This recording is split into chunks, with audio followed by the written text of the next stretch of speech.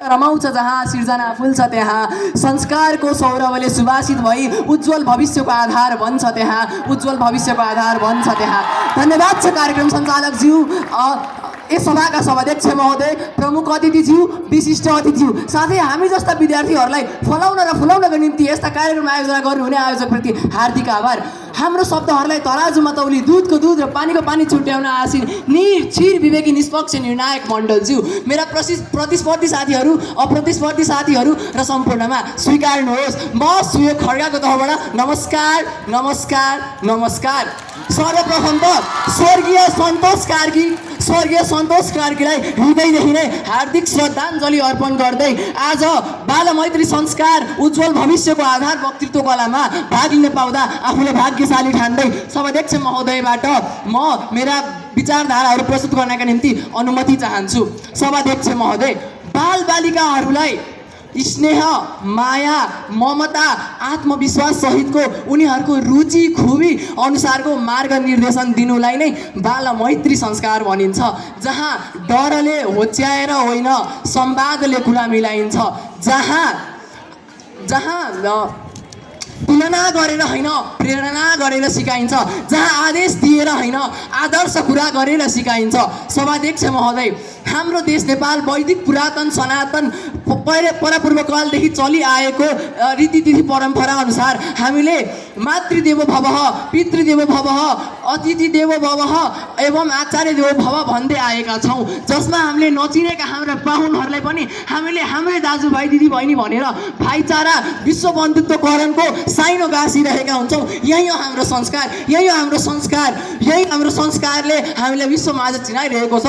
सभाध्यक्ष महोदय, तर विडम्बना अहिलेको नेपाली समाजको यथार्थ के रहेको छ भन्दा सायद सामाजिक एवं राजनीतिक कारणले गर्दा पनि होला, नेपाली युवाहरू विदेश पलायन गरेर नेपाली आफ्नो रैथाने मौलिक आफ्नो संस्कृतिहरू भुलेर पाश्चात्य संस्कृति अपनाएर म त ठुलो भवनमा बस्छु है, म त कति धनी भए है भनेर सोच्छन्। तर तपाईँ गलत हुनुहुन्छ। जब तपाईँसँग तपाईँको संस्कार, तपाईँको यही परम्परा, बेलविवाह, गुन्यु चलो व्रतबन्ध, तपाईँको पहिचान, तपाईँको संस्कार, तपाईँको पहिचान नै तपाईँसँग छैन भने तपाईँ कसरी सफल हुनुहुन्छ, तपाईँको भविष्य कसरी उज्जवल छ भनेर कसरी भन्न सकिन्छ त? सभाध्यक्ष महोदय, नेपालकी दुई चेली सीताले सारा भिजाइन्, दक्षिण लङ्का भारत, भ्रिकुटी तारा उडाइन्, उत्तर चीन तिब्बत भनेर चाहिँ नेपालकी दुई चेली सीता र भ्रिकुटीले बच्चैदेखि बाल मैत्री संस्कार आफू हुर्केकै कारणले गर्दा होला नेपाललाई दुवैजनाले विश्वमाझ सीता आदर्श नारी सीताले त्रेता युगमा फैलाएको नेपालको नाम अहिले पनि कलियुगको कुना काप्चामा धरि गुन्जिरहन्छ, अहिले पनि कलियुगको कुना काप्चामा पनि गुन्जिरहन्छ। सभाध्यक्ष महोदय, हामीले एउटा कागजको नमुना लिएर हेरौँ, एउटा उत्कृष्ट दृष्टान्त हुनेछ। यसलाई हामीले एउटा बालबालिकाको रूपमा लियौँ। यो बालबालिकालाई हामीले अलिकति गल्ती गऱ्यौँ भनेर अलिकति हुच्चाइदिउँ, अलिकति गिज्जाइदिउँ, अलिकति गाली गरिदिउँ, गाली गरेर त तिनीहरू सिक्छन् भनेर गिज्जाउँदा हेर्नु, तिनीहरूभित्र भएको सिप र तिनीहरूभित्र भएको आफ्नो जोस जागर सिप कला सबै यहीँभित्र सङ्कुचिएर बस्छ, त्यो कहिले अभिव्यक्त हुन सक्दैन। र त्यही कारणले गर्दा तिनीहरूको संस्कारले तिनीहरूलाई र यही बाल मैत्री संस्कारले गर्दा आफ्नो सिप सङ्कुचिएर होइन थोमस अल्वा एडिसनको जस्तो 1000औं प्रयासमा भए पनि बिजुली बल्बको आविष्कार गरेर आफ्नो जीवन त उज्यालोमय बनाए साथी अन्धकारपूर्ण रहेको यो संसारलाई पनि उज्यालोमय बनाएर देखाए। सभाध्यक्ष महोदय, सामान्य रूपमा हामीले भन्नुपर्दा बालबालिका नै यो देशका कर्णधार हुन्, काँचो माटोहरू हुन्। हामीले जस्तो रूपमा ढाल्न खोज्छौँ त्यस्तो रूपमा ढालिन्छ।